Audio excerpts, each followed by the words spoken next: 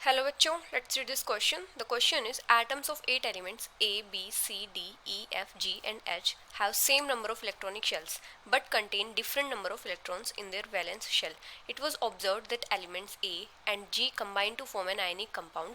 During cooking, this compound is used in a small amount in all vegetable dishes. Oxides of elements A and B are basic in nature, while those of E and F are acidic in nature. The oxide of D is almost neutral. Based on the above information, now answer the following question. और question यहाँ पे क्या given है, among the listed element which two of these elements could definitely be metals. तो यहाँ पे हमारा की कॉन्सेप्ट क्या हो जाएगा, अगर हम बात करें किसी भी पीरियड की, तो पीरियड में क्या होता है, जितने भी एलिमेंट्स होते हैं उनमें same number of electronic shells होते हैं. All elements of a period have same number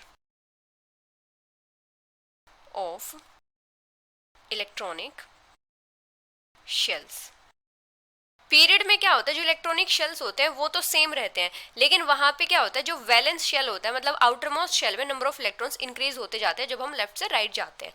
तो यहाँ पे इन्होंने क्या दिया है कि जो 8 एलिमेंट्स हैं इनमें सब में same number of electronic shells हैं. तो इसका मतलब यहाँ पे क्या हो जाएगा कि ये जो सारे के सारे एलिमेंट्स हैं ये सेम पीरियड से बिलोंग करेंगे. All these elements will belong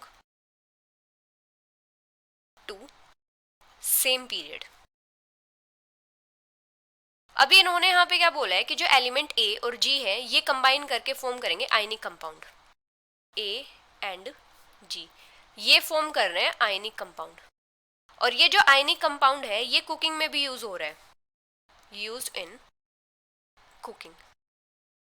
तो आयनिक कंपाउंड की फॉर्मेशन कैसे होती है, जब कोई भी एक एलिमेंट तो इलेक्ट्रॉन गेन करता है और एक एलिमेंट इलेक्ट्रॉन लूज करता है, तो वहां पे क्या होता है, आयनिक बॉन्ड फॉर्म होता है और आयनिक कंपाउंड की फॉर्मेशन होती है. अभी इन्होंने क्या बोला है कि ये जो आयनिक कंपाउंड है ये कुकिंग में यूज होता है. तो ऐसा आयनिक कंपाउंड कौन सा होता है जो कुकिंग में यूज होता है, सोडियम क्लोराइड. यहाँ पे जो सोडियम है ये क्या करेगा, ये तो इलेक्ट्रॉन लूज करेगा, इसका एटॉमिक नंबर होता है 11, इसकी इलेक्ट्रॉनिक कन्फिग्रेशन क्या होती है 2 8 1. इसके आउटर मोस्ट शेल में एक इलेक्ट्रॉन है तो ये इजीली अपना एक इलेक्ट्रॉन लूज कर देगा, इजीली लूज 1 इलेक्ट्रॉन. और क्लोरीन का एटॉमिक नंबर होता है 17, इसकी इलेक्ट्रॉनिक कन्फिग्रेशन क्या होती है 2 8 7. तो यहाँ पे इसको अपना ऑक्टेट कंप्लीट करने के लिए एक इलेक्ट्रॉन की रिक्वायरमेंट है, तो ये इजीली एक इलेक्ट्रॉन गेन कर लेगा, गेन 1 इलेक्ट्रॉन. तो इसीलिए यहाँ पे जो कंपाउंड है ये क्या है, आयनिक कंपाउंड है. अभी जो सोडियम और क्लोरीन है ये कौन से पीरियड से बिलोंग करते हैं, ये थर्ड पीरियड से बिलोंग करते हैं. यहाँ पे क्या है, जैसे सोडियम के पास टोटल इलेक्ट्रॉनिक शेल्स कितने हैं, 3 इलेक्ट्रॉनिक शेल हैं, जैसे के L and M.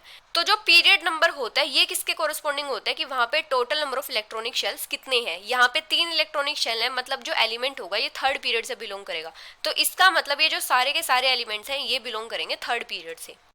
All elements will belong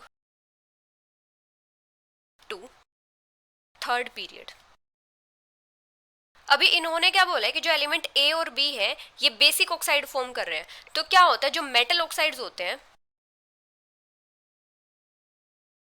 ये होते हैं बेसिक नेचर में, बेसिक इन नेचर, क्योंकि मेटल्स की टेंडेंसी होती है इलेक्ट्रॉन्स को लूज करने की, have tendency to lose electrons. तो इसीलिए ये जो ऑक्साइड्स फॉर्म करते हैं वो क्या होते हैं, बेसिक होते हैं नेचर में. तो यहाँ पे इन्होंने क्या बोला है कि जो एलिमेंट ए और बी है इनके ऑक्साइड्स हैं बेसिक नेचर में. तो जो एलिमेंट ए और बी होंगे ये क्या हो जाएंगे, डेफिनेटली मेटल होंगे. A and B would definitely be metals. अभी क्या होता है, जो नॉन मेटल ऑक्साइड्स होते हैं वो क्या होते हैं, एसिडिक होते हैं नेचर में. नॉन मेटल ऑक्साइड्स ये होते हैं एसिडिक नेचर में, क्योंकि नॉन मेटल्स की टेंडेंसी होती है इलेक्ट्रॉन्स को गेन करने की, टेंडेंसी टू गेन इलेक्ट्रॉन्स. तो यहाँ पे इन्होंने क्या बोला है कि जो एलिमेंट ई और एफ है ये एसिडिक ऑक्साइड फॉर्म कर रहे हैं. तो मतलब जो एलिमेंट ई और एफ होंगे ये क्या हो जाएंगे, नॉन मेटल्स होंगे, और जो एलिमेंट ए और बी होंगे ये क्या हो जाएंगे, मेटल्स होंगे. और थर्ड पीरियड के एलिमेंट्स कौन से हो जाएंगे, ये जैसे A B C D E F G and H है, तो क्या हो जाएंगे, sodium, magnesium, aluminium, silicon, phosphorus, sulphur, chlorine and argon. तो यहाँ पे सोडियम और मैग्नीशियम क्या हो जाएंगे, मेटल्स हैं, मतलब ए और बी ये क्या हो जाएंगे, डेफिनेटली मेटल्स होंगे। So this is the final answer. Hope you understood it well. Best of luck.